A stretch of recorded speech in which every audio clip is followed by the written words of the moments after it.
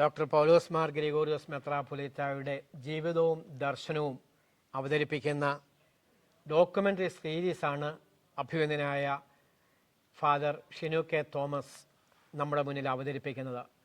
ഞാൻ മനസ്സിലാക്കുന്നത് ഇന്ത്യയുടെ വിവിധ ഭാഗങ്ങളിലുള്ള പ്രമുഖരായ 50-ൽ പരം പണ്ഡിതന്മാരെയാണ് ഈ സീരീസിൽ ചേർത്തിരിക്കുന്നത്. പൗലോസ് മാർ ഗ്രിഗോറിയോസിൻ്റെ ജീവിതം, ദർശനം, ആഴമായ വേദബോധനങ്ങൾ അത് കണ്ടെത്തുക എന്നുള്ളതാണ് ഈ പഠനത്തിൻ്റെയും കാഴ്ചപ്പാടിൻ്റെയും ലക്ഷ്യം. സയൻസിലും റിലീജിയനിലും ഫിലോസഫിയിലും മെഡിസിനിലും അദ്ദേഹത്തിൻ്റെ വ്യത്യസ്തമായ ഏരിയകളുണ്ടായിരുന്നു. പൗലോസ് മാർ ഗ്രിഗോറിയോസിൻ്റെ ആ മേഖലകളിലൊക്കെ പ്രവർത്തിക്കുന്ന പ്രമുഖരെ കണ്ടെത്തി ഈ ഉത്തരാധുനിക കാലഘട്ടത്തിൽ, സാമൂഹ്യ മാധ്യമങ്ങളുടെ കാലഘട്ടത്തിൽ ഇങ്ങനെയൊരു കർമ്മ പദ്ധതി ആവിഷ്കരിച്ച നമ്മുടെ പ്രിയങ്കരനായ ഷിനു കെ തോമസ് അച്ഛനെ എത്ര അഭിനന്ദിച്ചാലും മതിയാവുകയില്ല. കാര്യം കാലത്തിനനുസൃതമായി സംവിധാനങ്ങൾ രൂപപ്പെടുത്തുവാനും വിജ്ഞാനങ്ങൾ പകർന്നു കൊടുക്കുവാനും നമുക്ക് കഴിയണം.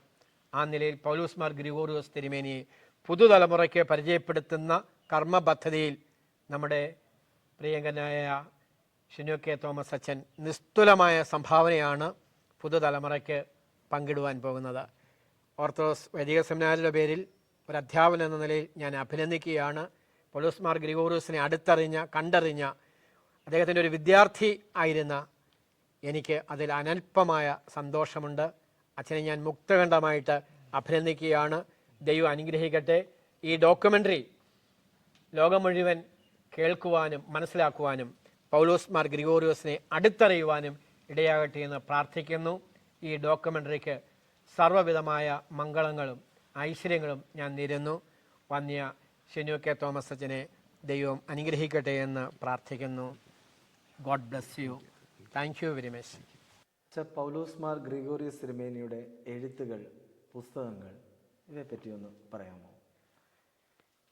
മലങ്കര ഓർത്തഡോക്സ് സഭയിലെ അംഗങ്ങൾക്ക് മാത്രമല്ല, എല്ലാ മലയാളികൾക്കും അഭിമാനം പകരുന്നതാണ് വിശ്വപ്രസിദ്ധനായ വേദശാസ്ത്രജ്ഞനും ചിന്തകനുമായ ഡോക്ടർ പൗലോസ് മാർ ഗ്രിഗോറിയോസിൻ്റെ രചനകൾ.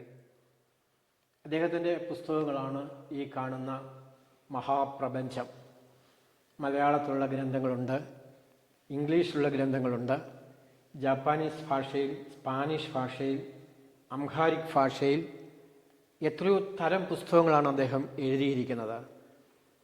1000-ൽ പരം പ്രബന്ധങ്ങൾ പൗലോസ് മാർ ഗ്രിഗോറിയോസ് എഴുതിയിട്ടുണ്ട്. അപ്രകാശിതമായ അനേക രചനകൾ നമ്മുടെ ലൈബ്രറിയിൽ സുരക്ഷിതമായി സൂക്ഷിച്ചിട്ടുണ്ട്. പൗലോസ് മാർ ഗ്രിഗോറിയോസിൻ്റെ രചനകളെക്കുറിച്ച് നമ്മൾ പഠിക്കുമ്പോൾ അദ്ദേഹം തൻ്റെ രചനകൾ ആരംഭിക്കുന്നത് 1967 മുതലാണ്. 1967 എന്ന് പറയുന്ന ഒരു കാലഘട്ടത്തിനൊരു പ്രത്യേകതയുണ്ട്. അന്നാണ് അദ്ദേഹം കോട്ടയത്തെ വളരെ പ്രശസ്തമായ പഴയ സെമിനാരിയുടെ, ഓർത്തഡോക്സ് സെമിനാരിയുടെ പ്രിൻസിപ്പലായി ചുമതലയേൽക്കുന്നത്.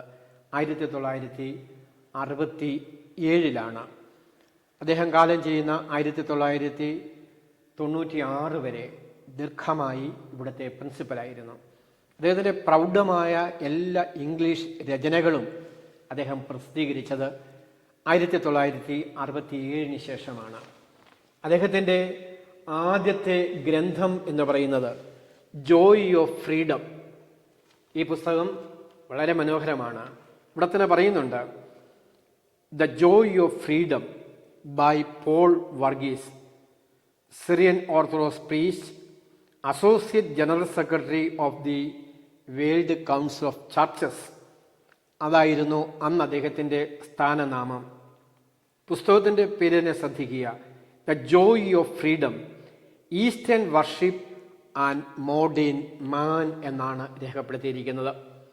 ഒരുപക്ഷെ പൗരസ്ത്യ ആധ്യാത്മികതയെക്കുറിച്ചും ആരാധനയെക്കുറിച്ചും ആഴമായി പഠിക്കുന്ന ആധികാരികമായ ഗ്രന്ഥമാണ് ജോയ് ഓഫ് ഫ്രീഡം.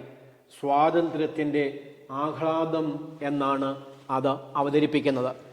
1967 മുതൽ എത്രയോ ഗ്രന്ഥങ്ങളാണ് അദ്ദേഹം അവതരിപ്പിച്ചിരിക്കുന്നത്. അദ്ദേഹത്തിൻ്റെ അവസാനത്തെ പുസ്തകമാണ് അതായത് കാലം ചെയ്യുന്നതിന് തൊട്ട് മുമ്പ് പ്രസിദ്ധീകരിച്ച പുസ്തകമാണ്. അദ്ദേഹം കാലം ചെയ്തത് 1996. 95 അദ്ദേഹം പ്രസിദ്ധീകരിച്ചതാണ് ഹീലിംഗ് എ ഹോളിസ്റ്റിക് അപ്രോച്ച് പൗലോസ് മാർ ഗ്രിഗോറിയോസ്. ഇതാണ് അദ്ദേഹം ജീവിച്ചിരുന്നപ്പോൾ അദ്ദേഹത്തെക്കുറിച്ച് അദ്ദേഹം എഴുതിയ ഒരു സൗഖ്യത്തെക്കുറിച്ചുള്ള സമഗ്രമായ സമീപനം എന്ന ഈ ഗ്രന്ഥം, ഹീലിംഗ് എ ഹോളിസ്റ്റിക് അപ്രോച്ച് എന്ന ഗ്രന്ഥം. ഇങ്ങനെ നോക്കുമ്പോൾ 1967 മുതൽ 1995 വരെ ഏകദേശം അനവധി പുസ്തകങ്ങൾ അദ്ദേഹം എഴുതി. ആ പുസ്തക രചനയെക്കുറിച്ച് നമുക്ക് കണക്കാക്കുവാനായിട്ട് സാധിക്കും. എന്നാൽ മലയാളം പുസ്തകങ്ങളിലേക്ക് നമ്മൾ വരാമെങ്കിൽ പൗലോസ് മാർ ഗ്രിഗോറിയോസ് എഴുതിയ ആദ്യത്തെ ഒരു ഗ്രന്ഥം എന്ന് പറയുന്നത് 1959 എത്രയോ വർഷങ്ങൾക്ക് മുമ്പാണ്. 1959 അദ്ദേഹം എഴുതിയ ഗ്രന്ഥമാണ് പരിശുദ്ധ കന്യക മറിയ. ഇതിൻ്റെ പുതിയ എഡിഷൻസ് ഒക്കെ ഉണ്ട്, ധാരാളം എഡിഷൻസ് ഇതിനെക്കുറിച്ച് വന്നു. എന്തായാലും നമുക്ക് ആദ്യ എഡിഷൻ തന്നെ കാണാനായിട്ട് സാധിച്ചു. ഗ്രന്ഥകർത്താവ് ഡോക്ടർ പൗലോസ് മാർ ഗ്രിഗോറിയോസ്, പരിശുദ്ധ കന്യക മറിയ.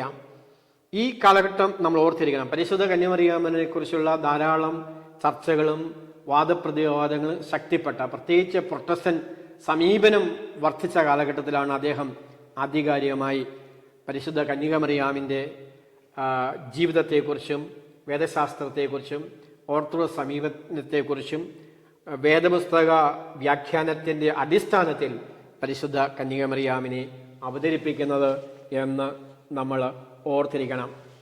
അതേസമയത്ത് അദ്ദേഹം ജീവിച്ചിരുന്ന കാലഘട്ടത്തിലെ ഏറ്റവും സമാപന ഗ്രന്ഥമാണ് ഇതും. 1996 എഴുതിയതാണ്.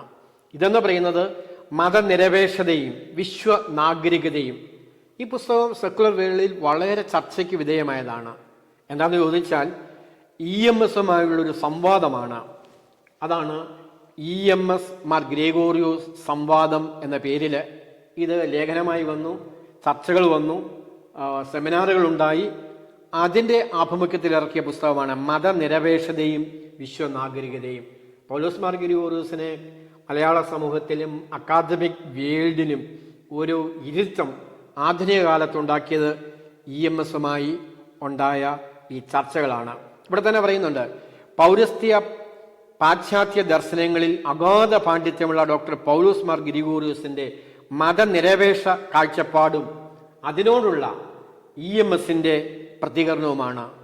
EMSനെ നമുക്കറിയാമല്ലോ, വളരെ ദാർശനികനാണ്, ചരിത്രകാരനാണ്, രാഷ്ട്രീയ കർമ്മയോഗിയാണ്, കേരളത്തിൻ്റെ മുഖ്യമന്ത്രിയായിരുന്നു. ഇങ്ങനെ അക്ഷരങ്ങളിൽ കൂടി ഇന്നും ജീവിക്കുന്ന മഹത്തായ രണ്ട് വ്യക്തിത്വങ്ങളാണ് പൗലോസ് മാർ ഗ്രിഗോറിയോസും EMS നമ്പൂതിരിപ്പാടും. ഇവർ തമ്മിൽ നടത്തിയ സംവാദം പ്രത്യേകിച്ച് ഇടതുപക്ഷ ബുദ്ധിജീവികളിൽ അനേക ചർച്ചകൾക്ക് വിധേയമായി എന്ന് നമ്മൾ ഓർക്കണം. ഇതാണ് അദ്ദേഹം ജീവിച്ചിരുന്ന കാലഘട്ടത്തിലെ പുസ്തകങ്ങളുടെ ഒരു സമീപനം എന്ന് പറയുന്നത്. വീണ്ടും നമ്മൾ നോക്കാമെങ്കിൽ 1996 അദ്ദേഹം കാലം ചെയ്തു. ഇപ്പോൾ ഏകദേശം 2022-23 നമ്മൾ പ്രവേശിക്കുകയാണ്. എത്രയോ പുസ്തകങ്ങൾ അദ്ദേഹം എഴുതിയിട്ടുണ്ട്. എന്നോടൊരു ചോദ്യം ചോദിച്ചാൽ അദ്ദേഹത്തിൻ്റെ പേരിൽ എത്ര ഇംഗ്ലീഷ് പുസ്തകങ്ങൾ ഉണ്ടായിട്ടുണ്ട്? നമുക്ക് പറയുവാൻ കഴിയും, ഏകദേശം 35 പുസ്തകങ്ങൾ കാണും അദ്ദേഹത്തിൻ്റെ പേരിൽ തന്നെ. അദ്ദേഹത്തിൻ്റെ പേരിൽ ധാരാളം പുസ്തകങ്ങൾ തന്നെയല്ല. ഈ 1996 തുടങ്ങിയ ഈ പുസ്തക പ്രസിദ്ധീകരണ സംവിധാനങ്ങളൊക്കെ 2020-ലും 2021-ലുമായപ്പോൾ ശ്രീ ജോയ്സ് തോട്ടക്കാട് സോഫിയ ബുക്സ് വഴി ദി കംപ്ലീറ്റ് വർക്ക് ഓഫ് പൗലോസ് മാർ ഗ്രിഗോറിയോസ് എന്ന പേരിൽ 2 വോള്യൂം ഇറക്കുകയുണ്ടായി.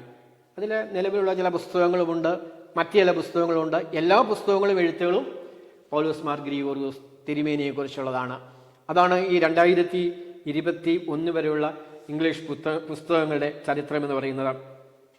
ഇനി മലയാളത്തിലേക്ക് നോക്കാമെങ്കിൽ 1996 മുതൽ 2022 വരെ നോക്കാമെങ്കിൽ ഏതാണ്ട് 25-ൽ പരം പുസ്തകങ്ങൾ നമുക്ക് പ്രസിദ്ധീകരിക്കുവാനായിട്ട് കഴിഞ്ഞു എന്നുള്ളത്. 25-ൽ പരം പുസ്തകങ്ങൾ.